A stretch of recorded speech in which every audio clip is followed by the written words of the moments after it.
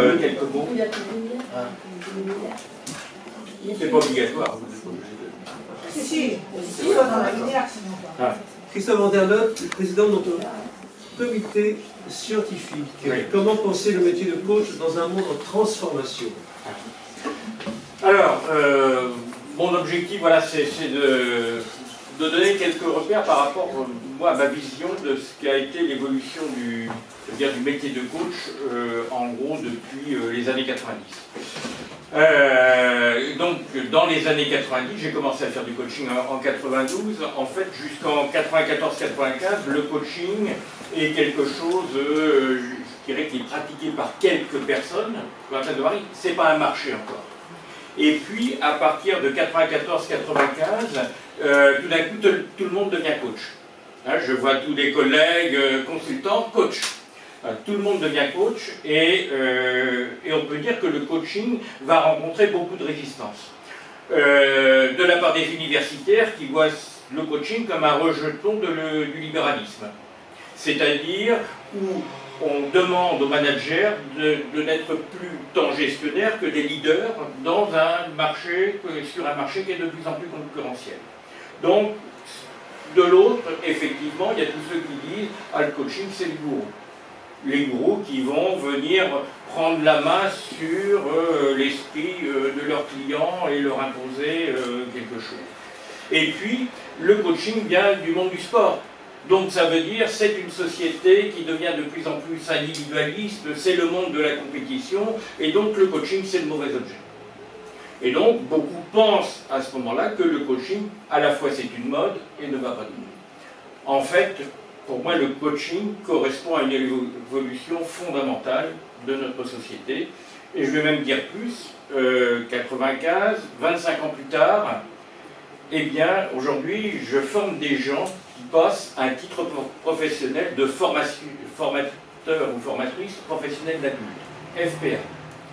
C'est un titre Bac+2 qui va être bientôt exigé par tous ceux qui interviennent en formation d'adultes, en formation professionnelle.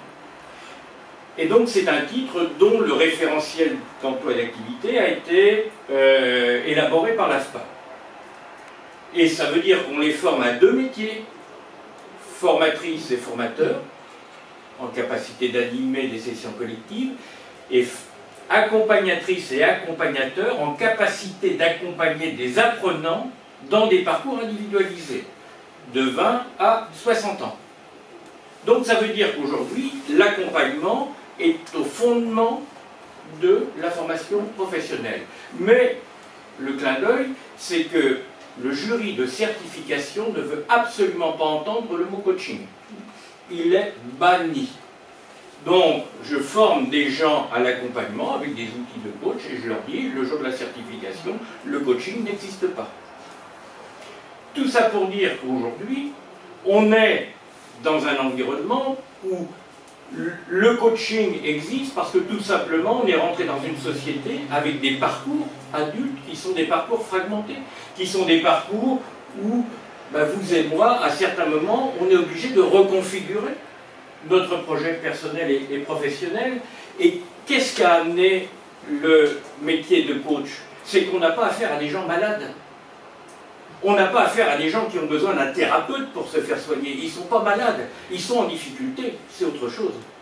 Et donc on va être là pour, à partir de situations concrètes, les amener à se développer, les amener à, je dirais, transformer une contrainte ou une difficulté en levier de développement.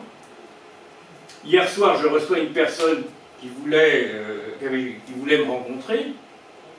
Et donc elle m'explique sa situation professionnelle, elle était très bien, elle avait un poste de chef de service, tout se passait très bien, et tout d'un coup, on change l'organigramme et on la met sous la dépendance de quelqu'un qui ne connaît rien à son boulot. Et elle me dit, ça fait 6 mois que je suis dans une colère, mais profonde, mais je ne sais plus comment sortir. Je dis oui, c'est-à-dire que votre colère était juste, sauf qu'aujourd'hui elle est en train de vous bouffer.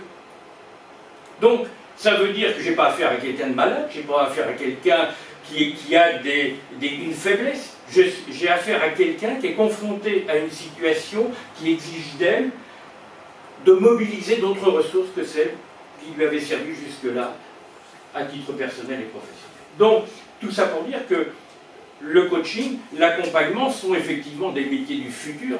Alors, qu'est-ce qu'on demande, et je vais terminer là-dessus, à une association professionnelle, qu'est-ce qu'on lui demande? On lui demande, de contribuer à la reconnaissance du métier. C'est ce que le CNC fait en ce moment. 2, à cadrer les pratiques de façon à garantir une forme d'éthique pour le client, pour tous ceux qui vont faire appel à ces pratiques-là. Et c'est vrai qu'au niveau du CNC, nous sommes dès le départ dans une approche transdisciplinaire. C'est-à-dire que nous ne nous autorisons pas à juger les gens sur leurs pratiques ou les outils qu'ils mobilisent. On leur demande simplement d'être de plus en plus conscients de ce qu'ils font. C'est le deuxième point. Et puis le troisième point, c'est qu'on demande aux associations professionnelles d'être un espace de professionnalisation. C'est-à-dire de permettre à des gens plus jeunes dans la pratique ou plus expérimentés de continuer à rester dans un mouvement qui est un mouvement de co-développement.